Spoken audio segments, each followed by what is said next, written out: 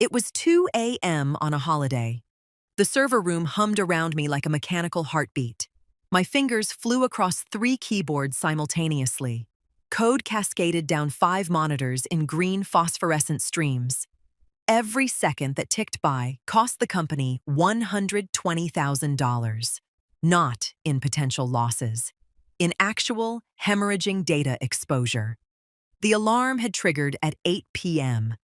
I'd been at a 4th of July barbecue, 3 drinks in, when my phone screamed. The custom alert I'd programmed for catastrophic breaches. I'd left my half-eaten burger on the table and ran. Now, 6 hours later, sweat dripped down my back despite the server room's Arctic temperature. My eyes burned, my fingers ached, but I was close. Come on, I muttered, watching lines of code execute. Monitor 3 showed the breach pathway. Someone had exploited a 0-day vulnerability in our payment processing system. Sophisticated, professional. This wasn't some script kiddie. This was organized crime or nation-state level. Monitor 1 tracked the data exposure rate. 47 million customer records compromised, credit cards, social security numbers, bank accounts, everything. Monitor 2 showed my countermeasures deploying. I'd built a quarantine system for exactly this scenario. Digital walls slamming down, isolating infected sectors, cauterizing the wound before it could spread to backup servers. Quarantine protocols executing, I said into my recorder. I documented everything during crisis situations. Sectors A through F isolated, implementing encryption on exposed data packets, deploying honeypot to trap the intrusion signature. My hands moved across the keyboards like a concert pianist. This was what I was built for. This was where I lived. The honeypot deployed, a fake treasure trove of data, irresistible to the attackers, laced with tracking code. They'd take the bait, and I'd trace them back to their source. Monitor 4 showed the trap springing. They bit.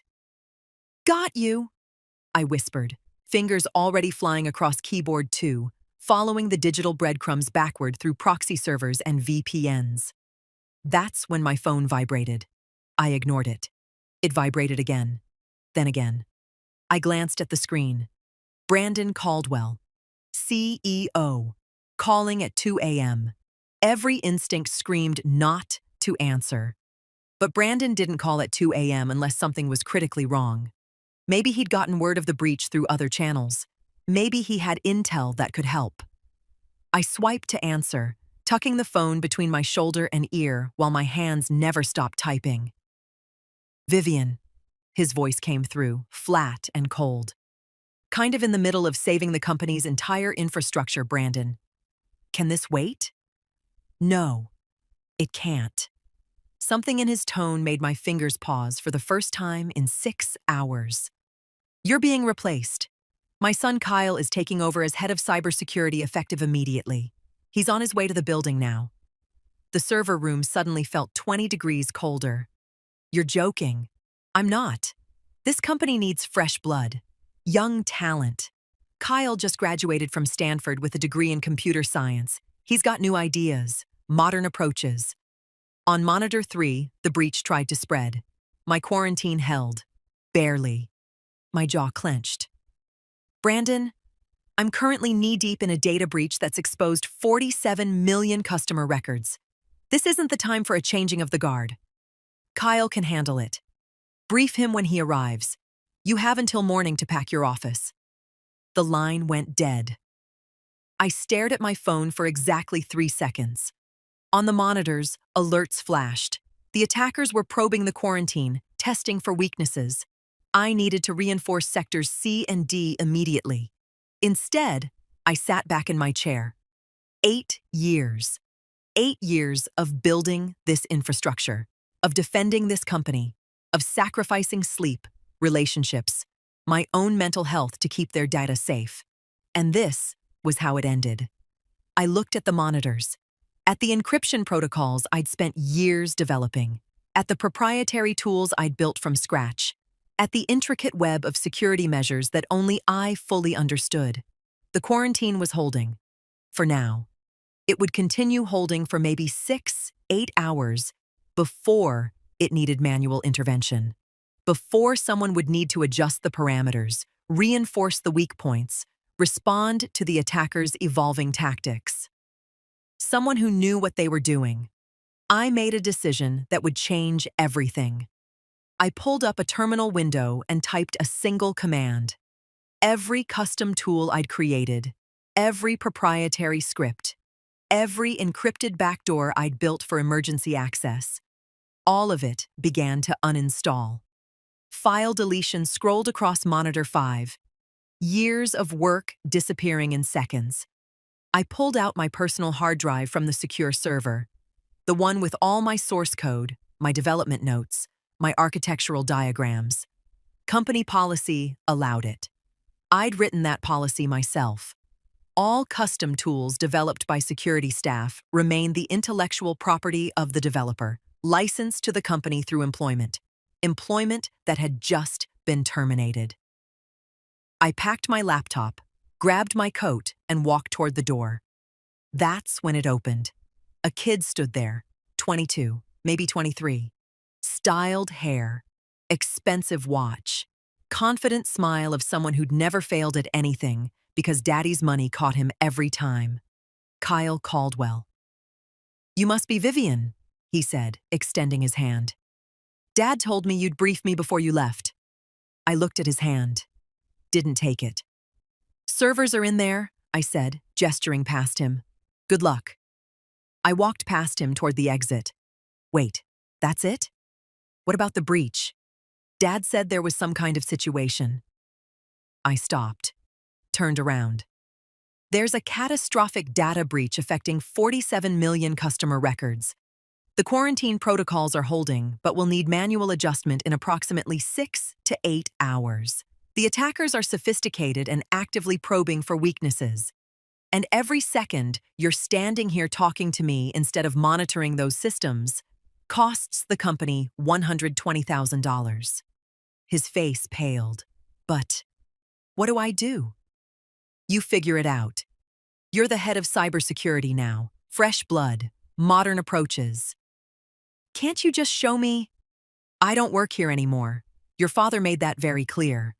I turned and walked out, leaving Kyle Caldwell standing in the hallway, staring at the server room like a man who just realized he was holding a live grenade with no idea how to disarm it. The night air hit my face as I exited the building. Cool, clean, free. My phone was already ringing again. I turned it off. Kyle could have it all. Before we dive into what happened next, if stories about workplace justice and standing up for your worth resonate with you, consider joining our community. We just hit our first milestone, and now we're on our way to 2,000 subscribers. Your support means everything as we share these real stories of people who refused to be undervalued. My name is Vivian Chen. At 34 years old, I'd spent the last 8 years as head of cybersecurity at Caldwell Industries, a financial technology firm processing billions in transactions annually. I didn't come from money. My parents ran a small restaurant in Queens. I grew up watching them work 16-hour days, treating every customer like family, never cutting corners even when times were tight. They taught me that excellence isn't about prestige. It's about integrity. That upbringing shaped everything. It's why I never talked down to the junior developers, why I stayed late to mentor the interns, why I remembered the names of the cleaning staff and asked about their kids. Empathy and technical brilliance aren't mutually exclusive. My parents proved that every day in their kitchen, and I carried that lesson into every server room I ever entered. I'd built Caldwell's entire security infrastructure from the ground up. When I started, they were using password 123 for their admin accounts. I'm not exaggerating. I found it on a Post-it note stuck to the CFO's monitor. 8 years later, we had military-grade encryption, multi-factor authentication, real-time threat detection, and a security rating that made our competitors weep. And now, Brandon was handing it all to his son like a high school graduation present. I didn't go home that night. I went to an all-night diner 3 blocks from the office and ordered coffee I didn't drink. My phone sat face up on the table. I was waiting. It took 47 minutes. The first call came from Eric, one of my senior security analysts. Vivian, what's happening? Kyle just showed up and said he's in charge now. He's asking for all your admin passwords. I took a sip of the cold coffee. Give them to him. Brandon made his choice. But the breach is Kyle's problem now. You report to him. Follow his instructions. Vivian, he asked us to shut down the quarantine protocols because they're slowing down the network performance. My stomach dropped. He what? He says the system is overreacting, that the breach isn't as serious as we think. He wants to restore full network access to maintain business operations. Those quarantine protocols were the only thing preventing the breach from spreading to our backup servers. They were the dam holding back a digital flood. Eric, I don't work there anymore. You need to take this up with your new boss. Vivian, please. What's he doing right now? He's in the server room with a laptop. He brought his own equipment, says our security is outdated and he's going to streamline the response. I closed my eyes. His own laptop. In the secure server room, connected to the network. Eric, listen very carefully. Do not let him disable those quarantine protocols. Tell him they're automated and can't be overridden. I tried. He says he found the override commands in the system documentation. Of course he did, because I documented everything properly. Best practices, never imagining they'd be used by an idiot to destroy the company. How long until he executes the override? He's running the command now. I heard clicking through the phone, keyboard sounds, then Eric's sharp intake of breath. Oh God. Vivian, the quarantine just dropped. All sectors. We're showing breach expansion across. Jesus! It's spreading to the backup servers. Data loss is accelerating. We're at $240,000 per hour now. $250,000. It's climbing. Get him out of that server room. Now. He won't listen to me. He's saying this is controlled exposure to identify all compromised systems. There was no such thing as controlled exposure during an active breach. That was like controlled flooding of a submarine. Put him on the phone. Vivian, put him on. Shuffling, muffled conversation. Then Kyle's voice, annoyed. Ms. Chen, I appreciate your concern, but I have this under control. My approach is more aggressive than yours, but sometimes you need to take risks to... You just expose the backup servers. Temporarily, to map the full scope of the intrusion. There is no temporary during an active breach. Every system you expose gets compromised. Every second, the quarantine is down costs. I know what I'm doing. I studied this at Stanford. Our professors taught us that traditional security is too reactive. You need to be proactive, adaptive. Your professors taught you theory. This is reality. And in reality, you just turned a $120,000 per hour problem into a company-ending catastrophe. I think you're overreacting because you're upset about the transition. I understand change is hard, but... I hung up before I said something I'd regret. 12 minutes later, my phone rang again. Jennifer, the VP of Operations. Vivian, I don't know what's going on, but Kyle just sent an email to all department heads saying the security threat was overblown and that we'll be operating normally tomorrow. Is that accurate? I wouldn't know. I was terminated 6 hours ago. Silence. You were... When? While I was actively mitigating the breach, Brandon felt his son would be a better fit. His son, Kyle, the kid who interned here 2 summers ago and couldn't figure out how to use the printer. Stanford computer science graduate, I corrected dryly. Fresh blood, modern approaches. That's what Brandon said. Jennifer's voice dropped to a whisper. Vivian, how bad is the breach? Really? I glanced around the empty diner. The fluorescent lights hummed overhead. A trucker sat 3 booths down, focused on his pie. At the current exposure rate, by tomorrow morning you'll have lost approximately $14.4 million in leaked data. That's assuming the quarantine holds and the breach doesn't spread. If Kyle disables those protocols like Eric says he wants to, he already did. My blood froze. What? He sent an email 20 minutes ago saying he'd streamlined the security response, that the quarantine was creating unnecessary downtime. How bad is it now? Eric's last update said data loss exceeded $400,000 per hour and climbing. I did the math instantly. At that rate, with the backup servers exposed, by morning they'd have lost everything. Every customer record, every transaction, every proprietary algorithm. The entire company would be dead in the water. Jennifer, you need to call an emergency board meeting. Get Kyle out of that server room. Bring in outside help. Brandon won't authorize it. He says Kyle needs time to find his rhythm. By the time Kyle finds his rhythm, there won't be a company left. What can we do? I looked at my reflection in the diner window. Exhausted, angry, free.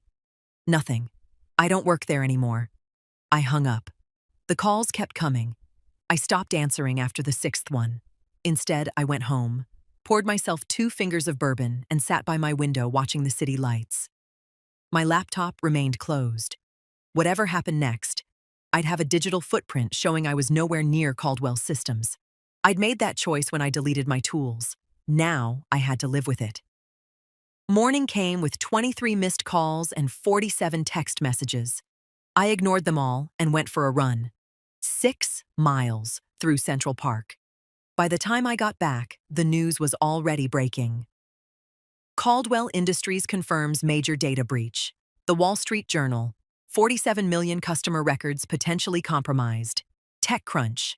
Financial giant's security failure could cost billions. Bloomberg. My phone rang. Brandon. I let it go to voicemail. He called again. Voicemail. Then a text. Call me now. This is an emergency. I poured myself coffee and sat down with my laptop. Not to access Caldwell's systems, I'd meant what I said about staying clear, but to watch the public fallout unfold in real time. The company's stock had dropped 34% at market open. 3 class action lawsuits had already been filed. The FBI had announced an investigation, and according to a panicked tweet from a junior developer who should have known better than to post publicly, the breach had spread to the backup servers. Kyle had disabled the quarantine protocols. Everything I'd spent 8 years building was crashing down in real time, and I was watching it happen from my living room in my running clothes, drinking French press coffee. My phone buzzed with a new voicemail. I put it on speaker. Brandon's voice came through, strained and desperate. Vivian, I made a mistake. A terrible mistake. We need you back. Name your price, whatever you want. Just please, call me back. I deleted the voicemail. Another came through 5 minutes later. This one was from Kyle himself. Ms. Chen, this is Kyle Caldwell. I think there's been a misunderstanding about the security protocols. The system is showing cascade failures across all sectors, and I can't. The tools you built, they're all gone, and I don't. His voice cracked slightly. Could you please call me back? Please? He sounded young, scared. In over his head. He was. My doorbell rang at 3 p.m. I checked the security camera. Brandon Caldwell stood in my hallway, looking like he'd aged a decade overnight. His tie was loose. His eyes were bloodshot. He was alone. I opened the door but didn't invite him in. Vivian, you have 30 seconds before I close this door. Please, the company is dying. We've lost everything. The breach has spread to systems we didn't even know were vulnerable. Customer data is being sold on the dark web. The stock is in free fall. We have lawsuits, federal investigations. Everything is falling apart. 20 seconds. I'll give you anything. Chief Information Security Officer, board seat, equity, complete autonomy. Just please, help us fix this. You fired me while I was actively saving your company so you could install your unqualified son. Now, you want me to clean up his mess? Yes. I know I don't deserve it. I know I was wrong. But 47 million people are going to have their identities stolen because I made a stupid, arrogant decision. I can live with destroying my company. I can't live with destroying their lives. It was the first thing he'd said that wasn't about him. I stepped aside. Get in. He followed me to my living room. I didn't offer him a seat, didn't offer coffee, just stood there, arms crossed. Show me the current status. Brandon pulled out his phone with shaking hands, opening a dashboard. I grabbed the phone and scanned the data. It was worse than I'd imagined. The breach had spread to every system: customer data, employee records, proprietary trading algorithms. Everything was compromised or exposed. Where's Kyle now? In the server room. He's been there for 16 hours straight trying to contain it. With what tools? I don't know. Whatever he brought. His personal laptop? The one he connected to your secure network during an active breach? Brandon's face went white. You don't think... I think your son just gave the attackers a direct highway into every system he touched. That laptop is probably compromised, every keystroke logged, every password captured. Oh, God. I handed him back his phone. You need to shut down everything. Complete network blackout. Every server, every workstation, every device. Right now. But our operations are already dead. You just haven't admitted it yet. Shut it down before this gets worse. How much worse can it get? The attackers currently have read access to your data. If Kyle keeps fumbling around in there, they'll get right access. They'll be able to modify transaction records, drain accounts, frame your company for financial crimes. This stops being a data breach and starts being corporate espionage and fraud. Brandon grabbed his phone and dialed. This is Caldwell. Initiate Emergency Protocol 7. Full network shutdown. Everything offline in the next 10 minutes. He listened to whoever was on the other end.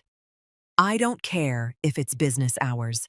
I don't care if we have transactions pending. Shut it down now. He hung up and looked at me. What else? Get Kyle out of that server room. Confiscate his laptop and phone. Don't let him touch any company equipment. Then get your legal team ready because the FBI is going to want to examine everything. Will you come back? Will you help us rebuild? I walked to my window, looking out at the city. 8 years of my life. 8 years of building something excellent. Gone in 16 hours because of nepotism and incompetence. I'll consult. 6-month contract. Fixed fee. Complete autonomy. And Brandon? Yes? If you ever override my security decisions again, if you ever second-guess my protocols, if you ever put anyone's ego ahead of the company's safety, I walk, and I take everything with me. Understood? Understood. Then we have a deal. The first day back at Caldwell Industries felt like walking into a disaster zone. I arrived at 6 a.m. with my team, 4 specialists I'd worked with over the years. The best in the business. They'd dropped everything when I called because they trusted me and because the challenge was irresistible. We commandeered the server room. It looked like a bomb had gone off. Cables everywhere. Workstations left running random scripts. Kyle's laptop still connected, still logged in. Nobody touch anything, I said. This is a crime scene. Layla, my forensics expert, started photographing everything. Boss, I count 7 unauthorized devices connected to the network. Kyle's work, I said. Bag them all. FBI will want them. Thomas, my infrastructure specialist, was staring at the main server display. Vivian, we've got active connections to external IPs. The breach is still happening, right now. I moved to his station. He was right. Data was still flowing out. Even with the network shut down, something was transmitting. Find the source. Thomas's fingers flew across the keyboard. Got it. There's a hidden process running on the backup authentication server. Looks like... oh, hell. It's a persistent backdoor. The attackers installed it after Kyle dropped the quarantine. Can you kill it? Not without potentially triggering a data wipe. It's sophisticated, military grade. I pulled up a chair next to him. This was going to require surgical precision. Everyone else, start the infrastructure audit. I want a complete map of every compromised system. Thomas and I will handle the backdoor. The next 6 hours were intense. Thomas and I worked in tandem, carefully probing the malicious code, understanding its triggers, its fail-safes, its kill switches. It's polymorphic, Thomas muttered. Changes its signature every 15 minutes. So we can't just quarantine it. Not without it detecting the quarantine and executing whatever payload it's carrying. Then we don't quarantine it. We starve it. I started building a packet filter, a microscopic sieve that would allow normal traffic but block the backdoor's data transmission. The trick was making it subtle enough that the malware wouldn't notice until it was too late. Deploying filter in 3, 2, 1. We watched the network traffic. The backdoor continued operating normally, but its outbound data packets were being captured and redirected to a honeypot server I'd spun up. It's not detecting the filter, Thomas said. Give it time. If we did this right, it won't notice for at least an hour. 43 minutes later, the backdoor tried to phone home with its captured data. The connection failed. It tried again. Failed. It began cycling through backup communication channels, all of them blocked. It knows something's wrong, Thomas said. Let it panic. Layla, are you recording this? Every packet, Layla called from her station. FBI's going to love this. The backdoor made one final attempt, trying to execute what I assumed was a scorched earth protocol, wiping evidence of itself. But we'd isolated it on a virtual machine, a sandbox. It could wipe all it wanted. Got it, I said, leaning back. Backdoor neutralized. Thomas, scrub every trace of it from the real systems. On it. I stood up, my back screaming from 6 hours hunched over a keyboard. The rest of my team was deep in their work. Layla documenting the crime scene, Thomas cleaning the infection, Rachel, my encryption specialist, building new security protocols, and James, my youngest team member but sharpest penetration tester, probing for any other vulnerabilities the attackers might have exploited. Amanda Walsh appeared at the server room door. Status? Backdoor eliminated. Active bleeding stopped. Now comes the hard part. Rebuilding everything they destroyed. How long? 6 weeks if everything goes perfectly. 3 months if we hit complications. You have whatever resources you need. I'll need them. The day before we brought the new system online, I got a subpoena. Congress wanted to talk about cybersecurity standards in the financial industry. Specifically, they wanted to talk about Caldwell Industries and what had gone wrong. I sat in a hearing room in Washington, D.C., facing a panel of senators who understood technology about as well as I understood particle physics. Ms. Chen, Senator Mitchell began, can you explain in layman's terms what happened at Caldwell Industries? I leaned into the microphone. A qualified professional was replaced by an unqualified individual during a crisis, resulting in catastrophic failure. If you replaced a heart surgeon mid-operation with someone who'd watched YouTube videos about medicine, you'd get similar results. A few people in the gallery snickered. Senator Mitchell didn't look amused. And whose decision was this replacement? CEO Brandon Caldwell. He terminated me while I was actively preventing a data breach and installed his son Kyle, who lacked the experience and knowledge to handle the situation. What were Kyle Caldwell's qualifications? A bachelor's degree in computer science and a summer internship.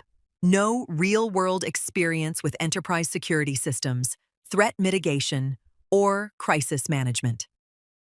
And your qualifications?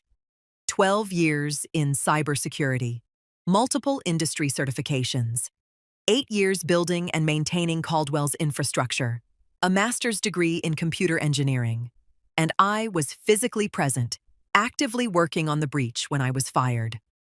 The questions continued for 2 hours. Other witnesses testified, security experts, former Caldwell employees, Even Kyle himself, looking miserable as he admitted he'd been overwhelmed and made mistakes. But the moment that made headlines came when Senator Rodriguez asked her question. Ms. Chen, you deleted your custom security tools when you were fired. Some have suggested this was sabotage. How do you respond? The room went silent. I looked directly at the camera. Those tools were my intellectual property, developed on my own time using my own resources, and licensed to Caldwell Industries through my employment contract. When that contract was terminated, so was the license. I had every legal right to remove my proprietary software. But you knew it would cause harm to the company. I knew it would create challenges for my replacement. Just as a chef removing their secret recipes would create challenges for their replacement. That's not sabotage. That's the natural consequence of losing institutional knowledge. Some would say you had a moral obligation. Some would say an employer has a moral obligation not to fire their security chief during an active breach to install their unqualified son. Morality is a complicated thing, Senator. The clip went viral within an hour.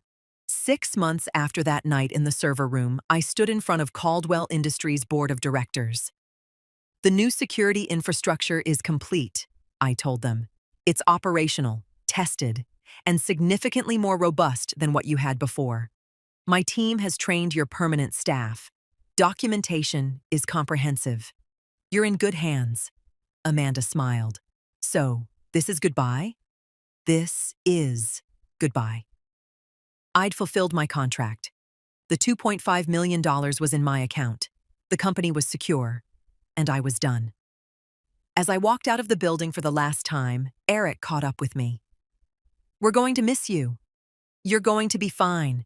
You know these systems inside and out now. It's not the same. It's not supposed to be. You're not me. You're better. Because you learned from all this. He shook my hand. If you ever need anything, I'll call. I meant it. 3 months later, I opened my own cybersecurity consulting firm, Chen Security Solutions. My first client was a healthcare company that had narrowly avoided a ransomware attack.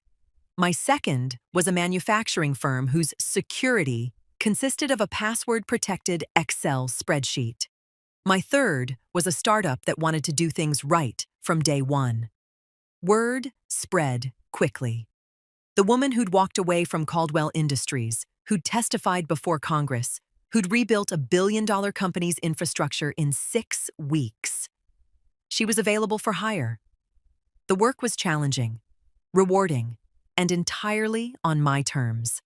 No more bosses who valued nepotism over competence. No more fighting for resources to do my job properly. No more staying silent when I saw problems. I built a team of specialists who shared my values. We took on clients who actually wanted to be secure, not just check compliance boxes. And every single contract included a clause. Executive decision-makers must defer to security experts during active incidents. No exceptions. I called it the Caldwell Clause. Some clients pushed back. Those weren't clients I wanted. The ones who understood, who'd seen what happened when ego overruled expertise, signed immediately. A year after that night in the server room, I received an email. From Kyle Caldwell. Subject: an apology. I stared at it for a long moment before opening. Ms. Chen, I know this email is long overdue. I owe you an apology. What happened at Caldwell Industries wasn't your fault. It was mine and my father's. He should never have put me in that position, and I should have been smart enough to refuse. I was arrogant. I thought a degree made me qualified. I thought the systems you'd built were unnecessarily complex. I thought I could do it better. I was wrong about everything. I've spent the last year working entry-level cybersecurity jobs, learning from the ground up. I'm starting over, doing it right this time. I don't expect forgiveness. I don't expect a response. I just wanted you to know that I understand now what I cost you, what I cost the company, and what I cost the 47 million people whose data I failed to protect. I'm sorry. Kyle. I read it twice. Then I hit reply. Kyle, thank you for the apology. It takes courage to admit mistakes, especially public ones. If you're serious about doing this right, I have an opening for a junior security analyst. The pay is entry level. The work is hard. And you'll be learning from people who won't cut you slack because of your name. But if you want to actually become good at this, the offer stands. Vivian. He started the following Monday. He was terrible at first, made rookie mistakes, asked obvious questions, struggled with concepts that should have been basic. But he showed up every day. He listened, he learned, and slowly, he got better. I never went easy on him. Neither did my team, but we taught him. The same way my parents taught me that excellence comes from integrity and competence comes from humility. 6 months in, he caught a vulnerability that would have cost a client millions. Good work, I told him. He looked up, surprised. It was the first compliment I'd given him. Thank you. I actually understand now. What you were doing that night. Why those protocols mattered. How much I didn't know. Everyone starts somewhere. The question is whether you're willing to do the work to get better. I am. Then you'll be fine. Caldwell Industries never fully recovered. The breach cost them $3.7 billion in lawsuits, regulatory fines, and lost business. Brandon Caldwell's reputation was destroyed. The company was eventually acquired by a competitor for pennies on the dollar. But the security infrastructure I built, still running, still secure. A monument to what's possible when you prioritize competence over convenience. As for me, Chen's Security Solutions grew into one of the most respected firms in the industry. We turned down more clients than we accepted. We paid well, treated our people right, and never compromised on standards. And every new hire heard the same story on their first day. About the night I walked away from a crisis because I refused to work for people who didn't value expertise. About the importance of knowing your worth. About the difference between being employed and being valued. Some called me vindictive for deleting those tools. Others called me a hero for standing up to corporate nepotism. I called myself neither. I was just someone who understood that sometimes the most powerful thing you can do is walk away and let people face the consequences of their choices. Brandon chose his son over competence. Kyle chose ego over humility. And they both paid the price. I chose my integrity over a paycheck. And I built something better because of it. That's the story. That's what happened when I got fired while fixing a $120,000 per hour data breach. And I'd make the same choice again in a heartbeat. If this story resonated with you, if you've ever been undervalued, overlooked, or replaced by someone less qualified, join our community. Hit that subscribe button as we continue our journey to 2,000 subscribers. These stories matter, and your support helps us share more of them. Thanks for being here.